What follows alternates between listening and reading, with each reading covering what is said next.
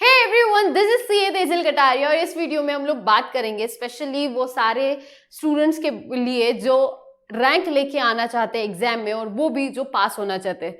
अगले जो आपके 3 मंथ्स है like August, September and October, आपके एग्जामिनेशन डेट जो आए हैं 1 नवंबर से आपके एग्जाम्स होंगे। तो ये जो 3 मंथ्स है आपने क्या क्या प्लानिंग करना चाहिए, किस तरीके से आपने पढ़ना चाहिए, क्या स्ट्रैटेजीज होनी चाहिए और मैंने मेरे इंटर लेवल पे या जब मैं आईपीसीसी में थी उस टाइम पे कैसे पढ़ाई करी थी। ये जो भी स्ट्रैटेजीज है इसके साथ आप पास तो जरूर हो जाओगे और जो रैंक लेके आना चाहते हैं वो भी रैंक लेके आ सकते हैं। तो इस वीडियो को पूरा देखना एंड प्लीज सब्सक्राइब भी जरूर कर लेना। तो सबसे पहले अगस्त की बात करती हूँ मैं। आई होप आप लोगों के क्लासेस खत्म होने आए होंगे या तो कुछ स्टूडेंट्स के खत्म भी हो गए होंगे।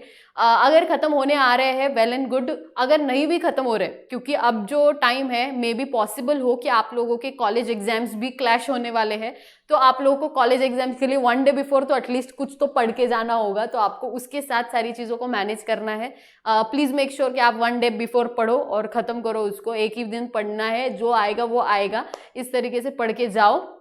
एंड देन मेन फोकस आपका सीए इंटर का एग्जाम होना चाहिए। अब आपका जो प्रिपरेशन होगा सीए इंटर का जो अगले 3 मंथ्स में, तो आपने आज ही ये डिसाइड कर लेना है कि आपको क्या करना है। आपको 1 ग्रुप देना है, 2 ग्रुप देना है, ये आपका आज ही डिसाइड हो जाना चाहिए। उसी तरीके से आप प्लान करो और ऐसा नहीं कि हम बस देख के आते हैं कि किस तरीके के एग्जामिनेशन क्वेश्चंस पूछता है इंस्टीट्यूट, ऐसा कुछ ट्राई मत करना। आपको देखना है तो एमटीपीज है, मॉक टेस्ट है, पास्ट एग्जामिनेशन पेपर्स है, आप उसके थ्रू अंदाजा लगा लो। बट जो भी आप कर रहे हो आप डेडिकेशन के साथ ही आपको देना होगा। ये मत सोचना कि यार फेल हो गए तो क्या होगा वगैरह, ऐसी सारी चीजें मत सोचना क्योंकि ये सारी निगेटिविटी आपके स्टडी को इम्पैक्ट करती है। आप बस ये सोचो कि जो होगा देखा जाएगा, मुझे बस मेरा 100% देना है। तो इसके लिए सबसे पहले जो मैंने किया था, जैसे क्लासेस खत्म हो गए थे, पूरा प्लानिंग के लिए सबसे पहले आप लोग एक चार्ट बनाएंगे। उसमें आप लोग के पास अब अप्रोक्सीमेटली 3 मंथ्स यानी कि you have 90 days with you. 90 days you have approximately 8 papers. ठीक है, सब सब्जेक्ट्स बहुत सारे हैं but 8 papers I am considering 100 marks paper. तो 8 पेपर्स यू हैव, तो 90 डेज 8 पेपर्स, तो अप्रोक्सीमेटली 10 to 12 डेज आप एक सब्जेक्ट के लिए डालोगे। राइट, एक सब्जेक्ट के लिए आपके अप्रोक्सीमेटली 10 to 12 डेज है जिसमें आपको फर्स्ट टाइम पढ़ना है ढंग से सब कुछ। उसके साथ आपको बाद में रिवीजन करनी है, 1 बार रिवीजन, 2 बार, अगर कुछ लोग का 3 बार रिवीजन हो रहा है वेल एंड गुड, नहीं हो रहा है ठीक है, जो भी जैसे भी होगा। Don't focus on maximum number of revisions but focus on जब आप जो पढ़ रहे हो वो इतना अच्छे से पढ़ो कि बाद में जब आप रिवाइज करने जाओगे उस टाइम पे आपको बहुत अच्छे से चीजें याद है। इस तरीके से पढ़ना। और जब पढ़ रहे हो तो ये मत सोचना कि वो सब्जेक्ट का वो बाकी है, फिर मैं ये सब्जेक्ट का बाद में ये करूंगी, ये सारी चीजें मत करना। एक टाइम पे एक जो सब्जेक्ट उठाया है उसी पे फोकस करो और वही चीजें अच्छे से पढ़ना। अब जो आपके 10 to 12 डेज है उसमें सबसे पहले आपका चैप्टर वाइज, सब्जेक्ट वाइज आपके पास हर एक पेपर होगा, ब्लैंक पेपर, उस पर आप एक चार्ट बनाओ, एक टेबल बनाओ जहां पे सबसे पहले आएगा आपका चैप्टर नेम, जो भी आप चैप्टर नंबर, चैप्टर नेम, अगर आपको नेम याद है तो वेल एंड गुड, नंबर्स लिख दो। आपके ये सारे यहाँ पे नाम आ जाएंगे चैप्टर्स के, हर सब्जेक्ट का अपना एक एक एक एक एक बनेगा। तो इस तरीके से आपका चैप्टर, सबसे पहले चैप्टर का नाम आएगा। उसके बाद जो सेकेंड कॉलम होगा वो उस किताब का होगा जिससे आपने पढ़ा है। लाइक आप बहुत सारे स्टूडेंट्स ने क्लास लगाया होगा तो आपका क्लास का जो भी मटेरियल होगा, जो भी आपको आपके फैकल्टीज ने बोला होगा, वो मटेरियल आपके लिए बहुत इंपॉर्टेंट होता है। तो आप वो मटेरियल उठाओ। अगर आप सेल्फ स्टडी करने वाले हो तो सेल्फ स्टडी में आप लोगों ने क्या करना चाहिए, सेल्फ स्टडी के टाइम पे जब आप लोगों ने मॉड्यूल से पढ़ा है या किसी ऑथर्ड बुक जो भी होगा, जिस भी ऑथर की बुक आपने उठाई होगी आपने वो उठानी है। तो सबसे पहले आप वो करोगे। उसके बाद अगर आप लोगों का ये फर्स्ट कॉलम होने के बाद second will be study material. ये जो स्टडी मटेरियल है ये इंस्टीट्यूट का स्टडी मटेरियल है। इसमें 2 पार्ट्स होंगे, एक होगा आपका स्टडी मटेरियल जो होगा आपका प्रैक्टिकल सब्जेक्ट्स का, एक होगा थ्योरी का। तो जो प्रैक्टिकल सब्जेक्ट्स का स्टडी मटेरियल है वो बहुत इंपॉर्टेंट होता है बिकॉज कभी कभी इंस्टीट्यूट स्टडी मटेरियल में से क्वेश्चंस उठा के डाल देती है। कभी कभी पॉसिबल है कि आपके क्लास के नोट्स में जैसे पुराने आरटीपीज कवर्ड है, एमटीपीज कवर्ड है, बट पॉसिबल हो कि आपका स्टडी मटेरियल का जो मेन एक आध कोई सम है वो कवर नहीं है, तो वो सम आपका आया एग्जाम में तो आपको आना चाहिए। इसके लिए आपको स्टडी मटेरियल करना जरूरी है specifically for practical papers. Then आपका जो अगला होगा, जो थ्योरी का स्टडी मटेरियल है वो आप रेफर नहीं करा तो भी चलेगा, बिकॉज उसमें वापस से सारे प्रोविजंस ही है, तो सेम चीज पढ़ने में कोई मतलब नहीं बनेगा। हाँ, बट हाँ, यू कैन ट्राई कि अगर स्टडी मटेरियल के नीचे कुछ क्वेश्चंस है आपके पास तो you go through those questions once. तो स्टडी मटेरियल का सेकंड कॉलम होगा, उसके बाद आपका होगा फर्स्ट रिविजन का column and then second revision का कॉलम। ठीक है, इस तरीके से आपके कॉलम्स बनेंगे। जैसे जैसे आप लोग कंप्लीट करते जाएंगे वैसे वैसे हर कॉलम में आपका टिक आएगा। अब सबसे पहले जब आप क्लास नोट्स उठाओगे, क्लास नोट्स आपने एक बार पढ़ लिया, then take a break for 2 days 3 days 4 days and then उसके बाद आप लोगों ने स्टडी मटेरियल उसी चैप्टर का कंप्लीट करना है। जब आप स्टडी मटेरियल उठाओगे उसके बीच में जो 4 दिन का गैप है उसमें मे बी आपका टच उस चैप्टर से छूट जाता है, बट वापस से जब आप 4 दिन के बाद लोगे उस टाइम पे आपको ये रियलाइज हो जाएगा that you are able to recall और नॉट। मतलब अगर आप रिकॉल कर पाए तो आपने पहली बार बहुत अच्छे से पढ़ा है। तो मेक श्योर करो जब आप पहली बार ही पढ़ रहे हो ना तब अच्छे से पढ़ो। वापस से ऐसा नहीं होना चाहिए कि तब भी ढंग से नहीं पढ़ा और वापस से टाइम वेस्ट हो रहा है, स्टार्ट से लेके एंड तक वापस से सब कुछ पढ़ रहे हो, is A and the full stop comma, ये सारी चीजें सेकंड के बाद, मतलब इसके बाद नहीं होना चाहिए। यहाँ पे जो कुछ भी पढ़ना है वो एक बार ही पढ़ लो। उसके बाद आपका आएगा फर्स्ट रिवीजन एंड उसके बाद आएगा सेकंड रिवीजन। इस तरीके से आपके सारे सब्जेक्ट के टिक आपके आने से जैसे जैसे आपको दीवार पे वो टिक दिखेंगे आपका कॉन्फिडेंस बढ़ता है। और अगर नहीं टिक आते हैं तो आपका स्ट्रेस पॉजिटिव होना चाहिए जिससे आपका प्रोडक्टिविटी इंक्रीज हो। अब जब आप पहली बार पढ़ रहे हो तब कैसे पढ़ना है? जब आप फर्स्ट टाइम पढ़ोगे उस टाइम पे अगस्त मंथ अगर मैं बोल रही हूँ तो अप्रोक्सीमेटली 30 days में आपका 4 सब्जेक्ट्स 30 days में आपके 4 सब्जेक्ट्स कवर हो जाने चाहिए। एक दिन में आप 2 सब्जेक्ट्स को उठाना, एक थ्योरी एक प्रैक्टिकल, इस तरीके से कॉम्बिनेशन करना जिससे आपका मतलब प्रोडक्टिविटी भी रहे। और नींद आ रही है तो प्रैक्टिकल लिया, नहीं आ रही तो आपने थ्योरी लिया। सुबह फ्रेश होके उठ रहे उस टाइम पे कुछ स्टूडेंट्स होते हैं जो सुबह पढ़ाई करते हैं, कुछ होते हैं जो रात में पढ़ाई करते हैं। तो जो सुबह पढ़ने वाले हैं 4 o'clock से जब आप पढ़ना स्टार्ट करते हो बहुत अच्छा टाइम होता है। तो 4 o'clock से you start studying, morning 4 to 8 आपने एक सेशन कर लिया, फिर then you take a break, नहा धो के ब्रेकफास्ट करके वापस से बैठ गए। तो इस तरीके से आप तब मे बी फ्रेश माइंड में हो तो थ्योरी आप पढ़ सकते हो उस टाइम पे। जो आपका सबसे प्रोडक्टिव टाइम होगा उस टाइम पे आपने थ्योरी उठानी। जब आपको ऐसा लगता है कि आपको नींद आ सकती है उस टाइम पे स्पेशली आपने प्रैक्टिकल उठाना है। तो इस तरीके से आपको कॉम्बिनेशन करना है। लंच ब्रेक आप बहुत ध्यान से जब भी आप खाओगे तो ध्यान रखना कि आपको नींद नहीं आनी चाहिए उसके बाद। तो इसीलिए आप तब प्रैक्टिकल उठाओ अगर आपको ऐसा होता है आपके साथ। तो उसके बाद अगस्त में आपका 4 सब्जेक्ट कवर हो जाएगा। सितंबर में अप्रोक्सीमेटली मैं तो बोलती हूँ अगस्त में आपका 5 सब्जेक्ट्स को कवर कर पाते हो तो वेल एंड गुड हो जाएगा, बिकॉज उसके बाद आप यहाँ पे 3 सब्जेक्ट्स को कवर कर लोगे मिड सितंबर के अप्रोक्सीमेटली मिड सितंबर तक या 20 सितंबर तक। तो अप्रोक्सीमेटली 1.5 month या थोड़ा और 5-6 दिन आगे पीछे इस तरीके से आपका जो है वो फर्स्ट टाइम आपका पूरा कवर हो जाना चाहिए सारी चीज़ें। जब आप फर्स्ट टाइम कवर करोगे उस टाइम पे आपका पूरा मार्किंग होना चाहिए, जो जो इंपॉर्टेंट है वो सारे हाईलाइटेड किए हुए होने चाहिए, कीवर्ड्स को हाईलाइट चाहिए। मेरा ये आदत रहता था कि जिस किताब से मैंने पढ़ा है मुझे उसी किताब से वापस पढ़ना है, तो मैं अलग से समरी नोट्स प्रॉपर नोटबुक लेके नहीं बनाती थी। तो कुछ स्टूडेंट्स या तो वो अपने हिसाब से नोटबुक में नोट्स बनाए, वो किसी का तरीका वो हो सकता है। कुछ स्टूडेंट्स का ऐसा होता है कि जहाँ पे आप लोगों को जो लिखा हुआ है उसी के आसपास आप वापस से लिखते हो एंड वो समरी में होता है, तो वो जो आसपास का जो लिखा हुआ होता है ना वो ज़्यादा याद रहता है। तो मेरा वो तरीका था कि जो लिखा है उसी के आसपास पूरा लिख दो, जिससे आपका मतलब गलती से कुछ याद नहीं आता है तो बाजू में ही लिखा हुआ है तो आप you can go through that subject that section और मे बी दैट प्रोविजन और maybe that particular sum once again. तो इस तरीके से आप कर सकते हो, बट वो फर्स्ट टाइम में आपका होना चाहिए। दूसरा, अगर आप प्रैक्टिकल सब्जेक्ट्स की बात करते हो तो प्रैक्टिकल सब्जेक्ट्स के सारे सम्स आपके सॉल्व हो जाने चाहिए फर्स्ट टाइम में। सम सॉल्व करते टाइम पे ये ध्यान रखो 2-3 ऐसे सम्स होंगे, 4-5 या मे बी 4-5 सम्स कि जो ऐसा है कि जो डिफिकल्ट भी है और जो प्रेजेंटेशन कैसे करना है आपको एग्जाम में उसके लिए प्रैक्टिस के लिए आप सॉल्व करो। बट अदरवाइज हर सम को अपने प्रॉपर प्रेजेंटेशन स्केल लेके बैठ गए, इस तरीके से मत करना। Directly draw 2 columns, suppose balance sheet बनाना है तो बैलेंस शीट का सिर्फ अमाउंट्स लिख दो, यहाँ पे P&L का सिर्फ अमाउंट्स लिखना है। कोई भी टू एक्सपेंस, बाय इनकम, ये सारी टू बाय डिटेल में लिख दिए, टू टेलीफोन एक्सपेंस और टू ये वो, ये सारा डिटेल तब नहीं करना है।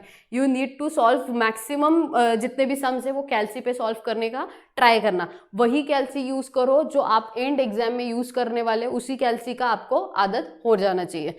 तो इस तरीके से आपने मैक्सिमम सम्स को सॉल्व करना है। जब भी आप प्रिपेयर कर रहे हो उस टाइम पे यू मस्ट मेक श्योर कि आपके पास टाइमर है। आप लोगों का अप्रोक्सीमेटली आपको पता होता है कि कितने मार्क्स का वो सम होता है। तो जितने भी मार्क्स का वो सम है दैट इनटू 1.5 इन और 1.5 मिनिमम आपको उतना टाइम तो लगना ही है। 1.8 मैक्सिमम टाइम होगा जो आप उसके लिए लगाओगे। अब let's say take example 6 marks का है तो 6 मार्क्स इनटू 1.5 लाइक 9 मिनट्स में आपका वो सम सॉल्व हो जाना चाहिए, या जो भी लिखना है आपको वो क्वेश्चन लिख के हो जाना चाहिए, या max to max 1.8, 6 marks into 1.8 जो भी आएगा उतने टाइम में आपका वो कंप्लीट हो जाना चाहिए। अगर वो नहीं हो रहा है तो आपका पेपर छूटेगा एंड में। अब ये चीज़ एग्जाम में भी ध्यान रखना कि अगर आपका एमटी जब भी आप मॉक टेस्ट सॉल्व करोगे या प्रैक्टिस करोगे उस टाइम पे अगर कवर नहीं हो रहा है तो आपको अंदाजा आ जाएगा कि आपका पेपर कंप्लीट हो रहा है या नहीं। अगर नहीं हो रहा है तो उस चीज़ का स्ट्रेस मत लेना, because let me tell you my experience कि मेरे इंटर लेवल पे मेरा कभी भी पेपर कंप्लीट नहीं हुआ। अगर आपको रैंक सिक्योर करनी है तो make sure that you right 100% of the paper, क्योंकि वो बहुत ज़रूरी है। अगर सिर्फ पास होने का ही विजन है आपका, तो अगर आपका ऐसा हो रहा है कि आपका पेपर कवर नहीं हो रहा है तो उस चीज़ का स्ट्रेस मत लेना। बट जो 80 मार्क्स आप लिख रहे हो वो इतने प्रिसाइज होने चाहिए दैट यू स्कोर 60+, जो मैंने किया था। तो मेरा ये बहुत क्लियर था। 4 सब्जेक्ट्स ईच ग्रुप, 2 सब्जेक्ट्स ऐसे होने चाहिए कंपलसरी जिसमें आप एग्जामिशन लेके आओगे। 60+ 2 सब्जेक्ट्स होने चाहिए, बचे हुए 2 में 50 का टारगेट लेके चलना है। तो आपका एग्रीगेट तो वैसे ही निकलेगा और प्लस ईच सब्जेक्ट पासिंग भी हो जाएगा। उसके बाद अगर 80 मार्क्स का भी आप लिख पाते हो, लेट्स टेक एग्जाम्पल आप 100 नहीं कवर कर पाए, 80 मार्क्स का लिखा, 80 मार्क्स का लिखने के बाद भी अगर 60 भी आते हैं still you are able to cover the your score, जो एग्रीगेट का भी होगा और जो इंडिविजुअल पासिंग के लिए चाहिए। तो मेक श्योर कि जो लिख रहे हो वो बहुत प्रिसाइज होना चाहिए और जो सही होना चाहिए, ये कॉन्फिडेंस के साथ जाओ। तो इस तरीके से आपने प्रैक्टिकल चीज़ों का जो भी है प्रैक्टिस करना है।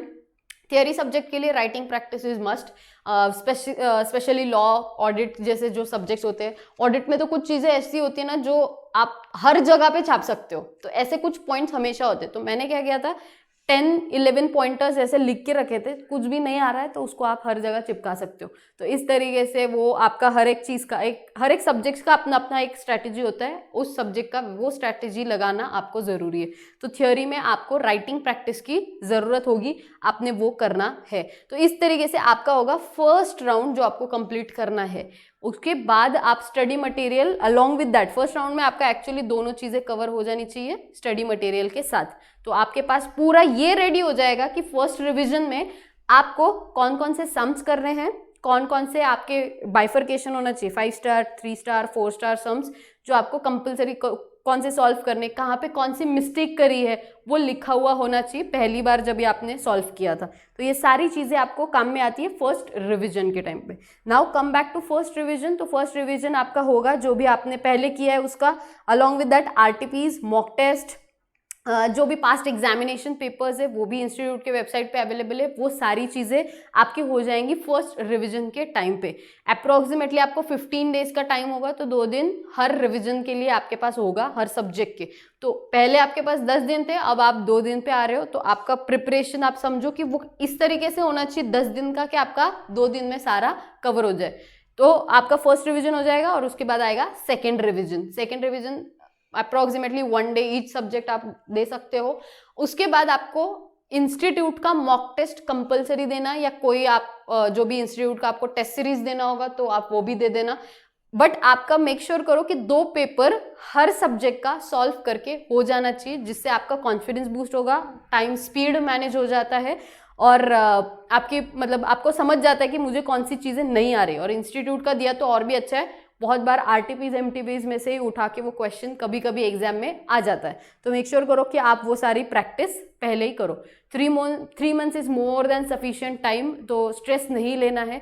और अगर आपकी क्लासेस कंप्लीट नहीं हुई है तो आप क्लासेस के साथ जो भी बचा हुआ टाइम है उसमें you try to cover subjects, और उसके बाद जब आप मेन पढ़ने बैठोगे क्लास खत्म होने के बाद, मेक श्योर करो कि आपकी प्रोडक्टिविटी ज़्यादा हो। मतलब कोई चीज़ सामने वाला 1 घंटे में कर रहा है, आपको वही चीज़ आपको 2 घंटे की चीज़ 1 घंटे में करनी है। आपको वो स्ट्रेटेजी अपनानी होगी अगर आपके क्लासेस अभी तक कंप्लीट नहीं है और आपको 2 ग्रुप्स देने हैं तो। बहुत बार ये ध्यान रखो कि आप लोगों के जो ब्रेक टाइम होता है वो ब्रेक टाइम में आप सोशल मीडिया पे चले गए, आप लेट्स अज्यूम कि आप 100-120 फॉलोअर्स लोगों को फॉलो कर रहे हो, उनका एक मिनट को एक एक पोस्ट देखने के लिए दे दोगे तो 120 इंटू 1 मिनट वहीं पे आपके 2 घंटे चले जाते हैं, पता नहीं चलता है। तो ये नहीं होना चाहिए। तो social media avoid, social media या अवॉइड करना जितनी भी चीज़ें आपके जो भी डिस्ट्रैक्शंस होंगे, अगर आपको नहीं है आपका डिस्ट्रैक्शन है तो उन सारी चीज़ों को कट डाउन करो। आई वुड से कि आपके पास आपने टाइम बनाना चाहिए इन सारी चीज़ों के लिए, सोशल मीडिया हो या कुछ भी हो। It's kind of a thing कि जहाँ पे अगर आपको ऐसा लगता है कि आपको यूट्यूब के वीडियोस देखना आपको उसमें टाइम ज़्यादा है तो you reward your self with those things, और उसकी वजह से आप उसको कैसे आपके प्लस में कन्वर्ट कर सकते हो उस पर फोकस करो। और जब भी आप पढ़ाई कर रहे हो तो मेक श्योर करो कि आपको नींद नहीं आनी चाहिए। बहुत स्टूडेंट्स का ऐसा होता है कि सुबह कभी भी कोई भी टाइम पे कभी भी उठ जाते हैं, कभी भी पढ़ने बैठते हैं, और मतलब कोई टाइम टेबल नहीं होता है। तो ऐसे एक्सेप्शनल हो सकते हैं कुछ स्टूडेंट्स की जो इस तरीके से पढ़ते हैं, बट आप लोग, अगर मैं ऑन एन एवरेज स्टूडेंट की बात करती हूँ तो मेक श्योर कि आपका स्लीप टाइम सेम हो। 6 आवर्स आपको इनफ है, 7 आवर्स बहुत सर के ऊपर से पानी, आपको 7 आवर्स बहुत हो गया। आप ये सोच के चलना अगर आप 1 घंटा पढ़ाई नहीं कर रहे हो ना तो आपके जो भी कॉम्पिटिटर्स है वो उस वक्त पढ़ाई कर रहे हैं और आपके ऑलरेडी आपके आगे 100 बच्चे चले गए हैं क्योंकि आप लोगों ने वो 1 घंटा पढ़ाई नहीं करी। तो आप उस माइंडसेट के साथ पढ़ाई करो और सैक्रिफाइस करो। बाकी फ्रेंड्स आपके पार्टीज कर रहे हैं, यहाँ जा रहे हैं वहाँ जा रहे हैं, दैट्स ओके, बट आप अगर ये सैक्रिफाइस कर दोगे कि नहीं आपने पूरा डेडिकेशन के साथ पढ़ाई करी है तो वह आपके लिए ही वो चीज़ काम में आएगी। आगे जाके आप पास होने ही वाले हो अगर आप 3 मंथ्स इस तरीके से डेडिकेशन के साथ सारी चीज़ें करते हो तो। ठीक है, तो इसी के साथ आई गेस मैंने काफ़ी सारी चीज़ें आपको कवर करके बताई है। अगर आपको कुछ भी डाउट है तो कमेंट सेक्शन में मुझे बताओ कि आप कौन से चीज़ों पे और वीडियोस चाहते हो, और इसी वीडियो को भी लाइक कर देना और शेयर कर लेना बहुत सारे स्टूडेंट्स के साथ ताकि सबको इस चीज़ का बेनिफिट मिले। जो भी मैंने किया है, मेरी जो भी गलतियाँ है मैंने आपको बता दी, तो वो सारी चीज़ें मत करो सो दैट आपको उस चीज़ का एडवांटेज मिले और आप ज़्यादा स्कोर कर पाए। So all the very best for your studies and till the next video, take care and bye bye.